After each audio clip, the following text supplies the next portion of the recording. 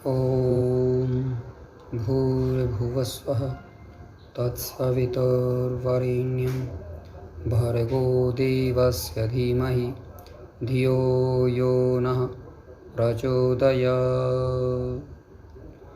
ॐ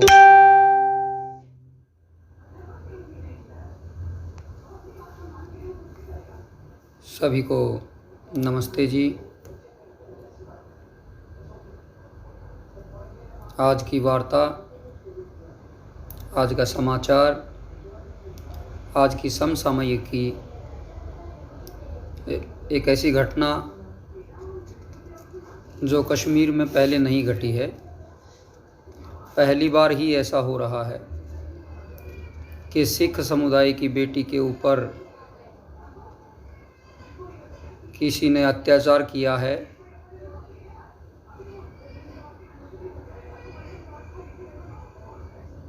सभी को नमस्ते। पुनः इसे समझना होगा, इसका परिप्रेक्ष्य बड़ी दूर तक जाने वाला है। घटनाएं तो बहुत हो रही हैं धर्मांतरण की। हिंदुओं की बेटियों को अगर कोई उठा ले जाता है तो अखबार की कतरनें भी उनको स्थान नहीं देती हैं। लेकिन अभी सिख समुदाय की जो बेटी है उसको कश्मीर घाटी, जम्मू और कश्मीर दो भाग में बटा हुआ है, जम्मू और कश्मीर, कश्मीर वैली, कश्मीर घाटी। तो यह घटना रैनावारी जगह की यह घटना है। आप देख रहे हो 1989 में 19 जनवरी को ब्राह्मणों को, जो ब्राह्मण एक जाति संविधान बीजी से अनुमति दे रहा है, एक ब्राह्मण जाति, उसको वहाँ से निकाल दिया गया था। वहाँ बेटियों के ऊपर अत्याचार हुए थे, वहाँ उनकी बेपत्ती की गई थी। अब जो खबर आ रही है आज 2021, तो 2021 में जो समाचार आ रहा है वह समाचार ये आ रहा है, अब सिखों की बेटियों पर जो है अपहरण वहाँ किया जा रहा है।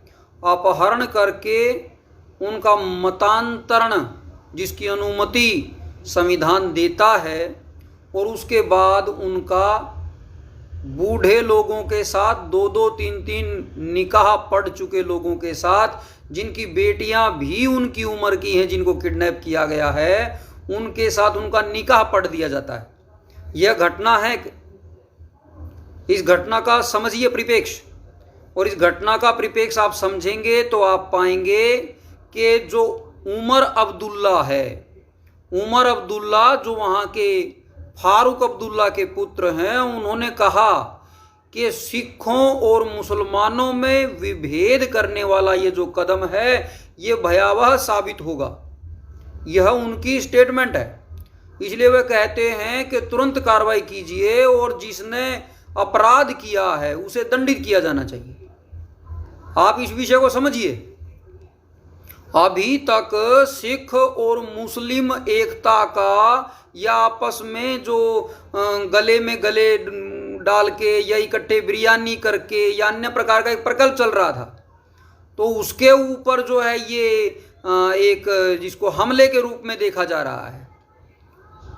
हम और आप आर्य लोग हैं, हम और आप बेटी और बेटी में कोई अंतर नहीं करते हैं। समुदाय के अनुसार बेटी को नहीं देखा जाना चाहिए। बेटियां बेटियां हैं, उनकी सुरक्षा होनी चाहिए।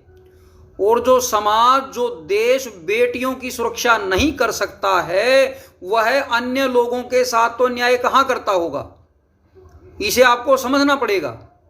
हम ये कह रहे हैं कि 370 कहते हैं कि हमने हटा लिया है। अब पूरे भारत का कानून जो है, भारत का संविधान जो है, वह कश्मीर घाटी में चलता है।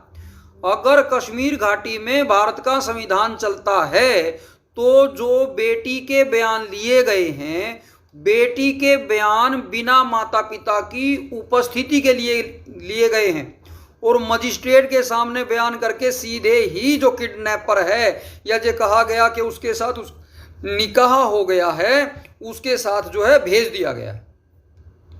आप समझिए, यही हालात पाकिस्तान में, यही हालात पाकिस्तान में करतारपुर जो गुरु नानक जी का जो वहां स्थान भी है, वहां पर पाकिस्तान में भी ऐसा ही हुआ।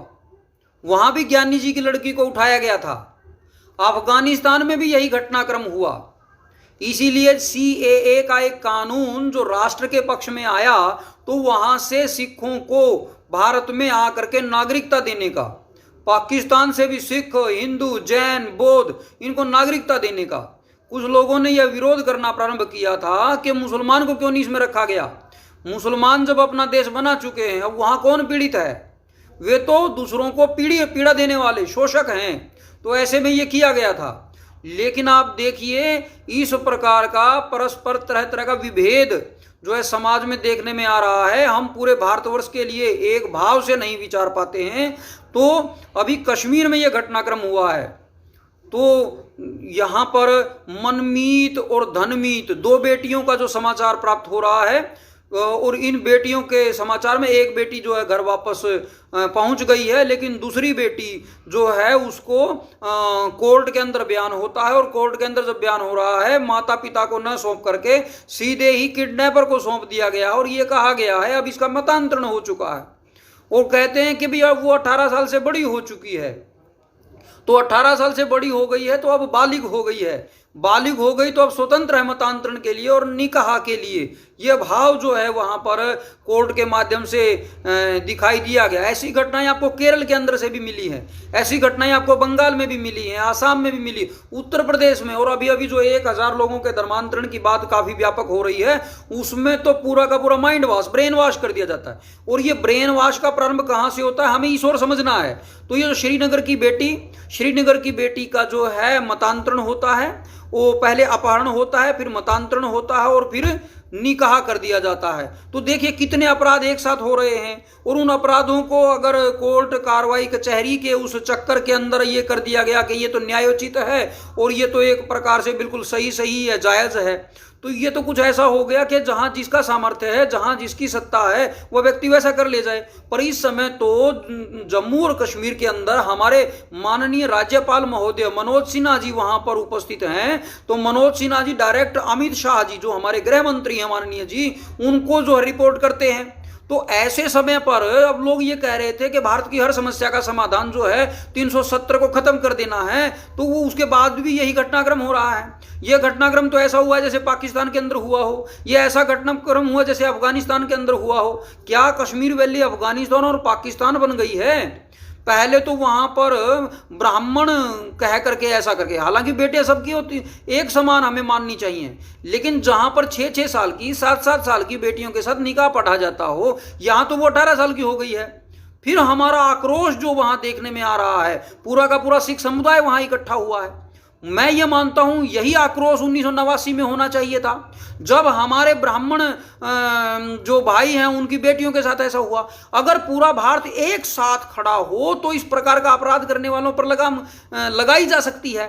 तो एकता की हमें बात करनी चाहिए, बिल्कुल प्रेम की बात करनी चाहिए। और सिख समुदाय जो है वो कोई अलग नहीं है। गुरु नानक जी जो हैं गुरु ग्रंथ साहब को प्रारंभ करते हैं, वे एक ओंकार से शुरू करते हैं। हम सबको एकता के सूत्र में पिरोना है, तो एक ओंकार। तो हम अपनी बेटी के लिए खड़े हों, और पूरा आर्य समाज बेटी के लिए खड़ा है। जम्मू कश्मीर में मेरी बात हुई है आर्यों से, वे लोग भी इसके लिए संघर्ष को तैयार हैं। पूरे तरीके से सिख समुदाय के साथ आर्य समाज खड़ा हुआ है, और इससे खड़ा होकर के बेटी की मुक्ति तक जो है अभियान जारी रहेगा। जो न्यायोचित व्यवस्था वो जारी होनी चाहिए। तो ये जो रैनाबारी की जो घटना है, और इसमें सबसे बड़ी बात ये आ रही है, ये बताया जा रहा है कि अपहरण के बाद जो उनको अगवा किया गया, किडनैपिंग की गई, उसके बाद पुलिस ने देरी की, और देरी करने में ये पता चला कि जब उसको पकड़ लिया गया तब तक मतांतरण हो चुका था। मतांतरण हो गया था तो उधर हो गया, तो वापिस भी हो सकता था। क्या मतांतरण एक तरफा होता है? रिवर्स मतांतरण नहीं हो सकता क्या? घर वापसी नहीं हो सकती? तो आर्य समाज तो इसके लिए तैयार है, घर वापसी का हो। और वहां पर हमारे जो सिख भाई पहुंचे श्रीनगर में, वे भी यही कह रहे हैं, हम तो अपनी बेटी को लेने आए हैं। लेकिन बेटी का पहले अगवा किया गया, उसको डराया गया है, धमकाया गया है, और डराया धमका करके तरह तरह की जो माइंड वॉश किया गया है, और उसके बाद जो है अब उसको सौंप दिया गया। तो कोर्ट के अंदर भी यही दिखाई पड़ता है। अब प्रश्न यहाँ खड़ा होता है सीधा सीधा साफ साफ स्पष्ट, जो आप हम सबको विचारणीय है कि अगर बुद्धिमत्ता पूर्ण भारतवर्ष एकता को नहीं बढ़ा तो एक एक का नंबर आने वाला है। जब कश्मीरियों की बात आ रही थी तो कश्मीर के जो मूल निवासी थे, जो वहां के ब्राह्मण थे, तो उनके ऊपर जब आरोपण आता है, उनके ऊपर अटैक आता है, तो हम सब नहीं खड़े हुए।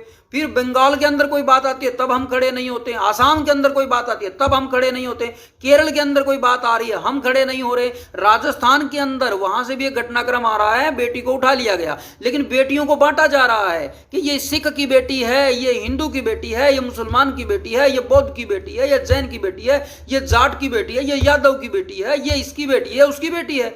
क्या हम इस प्रकार बांटेंगे बेटियों को, और बांट बांट करके हमारी बेटियों का अपहरण यूं ही होता रहेगा? मुझे लगता है इतना अपहरण का केस क्या मुगलों के राज्य में भी था? क्या इतना अपहरण अंग्रेज के राज्य में भी था? एक तरफ तो हम लोकतंत्र की बात करते हैं, एक तरफ हम कह रहे हैं हम स्वतंत्र हैं, तो स्वतंत्रता पूर्वक हमारी बेटियां विचरण नहीं कर पा रही हैं, स्वतंत्रता पूर्वक पढ़ने लिखने के लिए विद्यालय भी नहीं जा पा रही हैं। ऐसे ही घटनाक्रम अभी हमारे हरियाणा के अंदर हुआ था, जहां पर हमारी बेटी निकिता को मार दिया गया था जैसे ही वह स्कूल से बाहर निकली थी। अब उसको जो है फांसी का दंड भी नहीं मिला है, उम्र कैद मिली है, उसके बाद भी हाई कोर्ट में वहां पर एप्लीकेशन लग चुकी है। ये इनको वकील मिलते कहां से हैं? हमारे ही समाज से मिलते हैं, हमारे ही समाज के लोग हैं जो इन हत्यारों को, अपहरणकर्ताओं को कोर्टों में जो वकील मिल जाते हैं।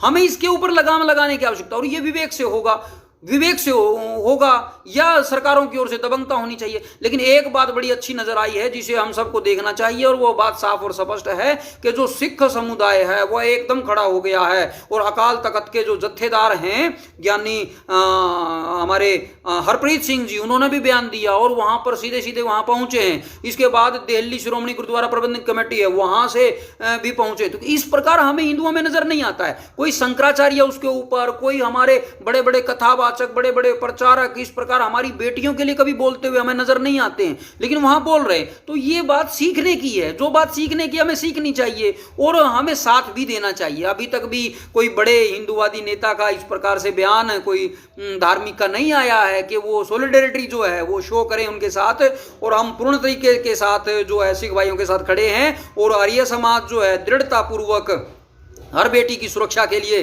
संकल्पित है। इसके लिए हम संघर्ष करेंगे और उनकी घर वापसी तक हमारा पुरुषार्थ जारी रहना चाहिए। तो आर्य युवक इसके ऊपर सोशल मीडिया के ऊपर भी जागरूकता अभियान चलाएंगे, और इस जागरूकता अभियान के साथ क्योंकि बहुत खबर को छुपा लिया जाता है, या बहुत से जो मीडिया वाले होते हैं वे अपने एंगल से दिखाते हैं, कुछ ना कुछ बात बीच में डाल देते हैं। जैसे आप देखते हो ना एनसीईआरटी की पुस्तकों में आर्यों की बात करते करते उनको नकली दिखाना या उनको विदेशी दिखाना, या इस प्रकार का तरह तरह का चलता है। तो हमें इस बात को समझना पड़ेगा, इस बात को हमें गहराई से करना पड़ेगा कि ये जो लेखनी वाले हैं ये सही बात नहीं बता रहे। इसलिए आप इस पर चर्चा करें, इस बारे को जानें और दृढ़तापूर्वक समाज में जागरूकता को फैलाएं। आज का मेरा लाइव लगभग इतना ही, और क्योंकि आवश्यक है बेटी के लिए बोलना चाहिए, हम अपनी बेटी के लिए बोलें, और उस बेटी की मुक्ति के संघर्ष में हम सीधे सीधे अमित शाह जी से और माननीय प्रधानमंत्री नरेंद्र मोदी जी से भी आह्वान करेंगे कि वे इसको पर्सनली लेकर के, व्यक्तिगत भाव से करके इसके ऊपर कार्रवाई करें, क्योंकि यह कश्मीर का मामला है और कश्मीर काफ़ी बहुत ही ऐसा विषय है जिसे आप सब समझते हैं कि वहाँ पर ऐसा ना होने पाए, और एक प्रकार से वहाँ पर बेटियों की सुरक्षा सुनिश्चित हो सके। एक प्रकार से सेनाएं हमारी आतंकवादियों पे कार्य कर ही रही हैं, लेकिन ये जो समाज के अंदर इस प्रकार का घटनाक्रम आ रहा है इसके ऊपर रोक लगनी ही चाहिए। हमारी बेटियां हमारी अस्मिता हैं, हमारी बेटियों के लिए हम सर्वस्व बलिदान कर देंगे। गुरु गोविंद सिंह जी महाराज जी ने अपना सर्वंश हमारी बेटियों के लिए बलिदान कर दिया, हम सब के लिए बलिदान कर दिया। हम भी अपनी बेटियों के लिए खड़े हैं, हम भी अपनी बेटियों की सुरक्षा करेंगे। इस प्रकार का जो यह घटनाक्रम है हम इसकी कड़ी निंदा करते हैं, और पूरा दृढ़तापूर्वक वर्तमान में जो सिख समाज है, श्रोमणी गुरुद्वारा प्रबंधक कमेटी है, उन सब के साथ खड़े हैं। यही हम सबका भाव है, और हम इस भाव को तेज गति से प्रेषित करें। नमस्ते जी।